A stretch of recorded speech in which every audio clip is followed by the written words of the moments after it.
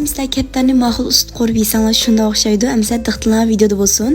Ketarlik materiallar bo'lsa, keplar go'shi, keplarning ajiq asliqini o'zimizning odam soni qarta qavasak bo'ldi. Keplarni pok saqlab bo'lgandan keyin bak ushaq emas, normal holatda qilib chanib olamiz. Qozon suv quyib, suv qaynamagan vaqt keplarni sevib olamiz. Ozroq tuz solib etamiz.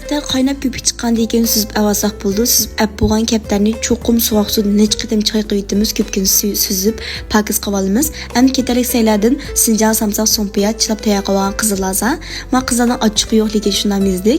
Sayni mana shu video o'shalarda to'g'rab tayyor qilsanglar bo'ladi. Sinjan samsaqlarni chanab bilan hamda qozonga moy qo'yib olamiz. Moy qizmagan vaqtda shakar solib olamiz. Shakarni aralashtirib qilsa shu seriq popo chiqadi. Muja seriq popo chiqqandan keyin bu biz tayyor qilgan keptar go'shini silib qo'rib olamiz. Bunda qizaq tegimi qizil, tam bo'lsin shunday tayz bo'ldi.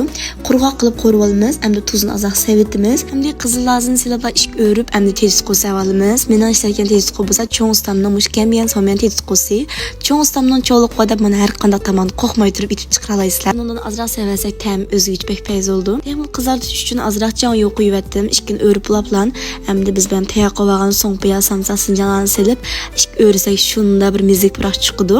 Hamda qo'rib tamlari sinish bo'lgandan keyin ozroq suv qo'yib etamiz. Suvning miqdorini o'zimiz qarta tayyorlasak bo'ldi. Cho'psab yeb qalsa qizil suvni sal chiqarib qo'yamiz.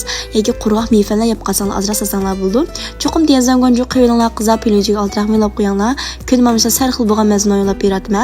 Kelaysanni ko'rsaylik, xayr xo'sh.